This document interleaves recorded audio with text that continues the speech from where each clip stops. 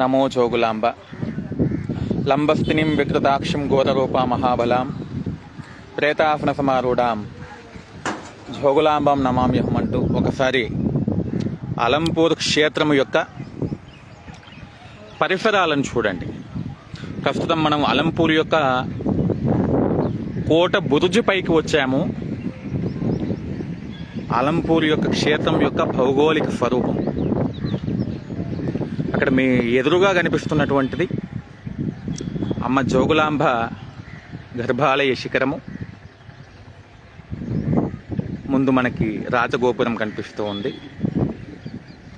ఇవి మొత్తం కూడా అలంపూర్ క్షేత్రంలో ఉన్నటువంటి నవబ్రహ్మాలయాలు, మిగతా ఆలయ సముదాయం. ఇటు చూడండి,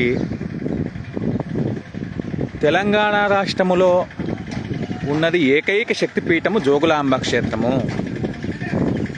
మరి జోగులాంబ క్షేత్రములో ఈ యొక్క దర్గా కట్టడం ఏమిటి?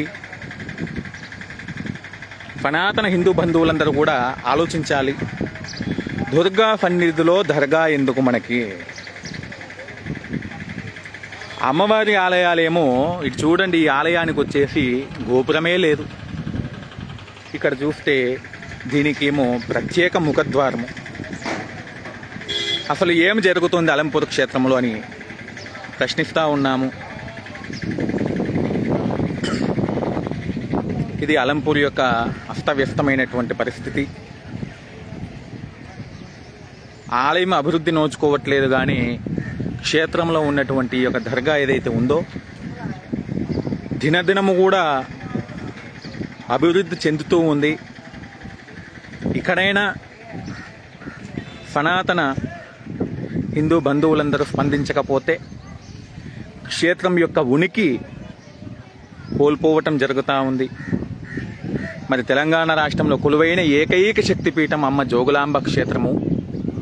అటువంటి క్షేత్రం యొక్క పవిత్రతను కాపాడాలన్నా, క్షేత్రం యొక్క వైభవం పెరగాలన్నా ఇక్కడ ఉన్నటువంటి బొందలను తీసివేయాలి. అప్పుడే క్షేత్రం యొక్క అభివృద్ధి జరుగుతుంది. ఇటువంటి నిర్మాణాలు మీరు చూడండి, మన యొక్క సనాతన ధర్మంలో భారతదేశం లోపల ఆలయాల లోపల ఎన్నో సమాధులు వెలిసాయి, కానీ మరి అదే మసీదు లోపల మన యొక్క దేవాలయాలు ఎక్కడైనా వెలిసాయి అనేది మనకు మనం ఆలోచించుకోవాలి. ఈరోజు అలంపూర్ క్షేత్రము, జోగులాంబ క్షేత్రము తెలంగాణ రాష్ట్రంలో చివరి భాగంలో ఉందని చెప్పేసి దీన్ని పట్టించుకునే నాదుడే కరువయ్యాడు.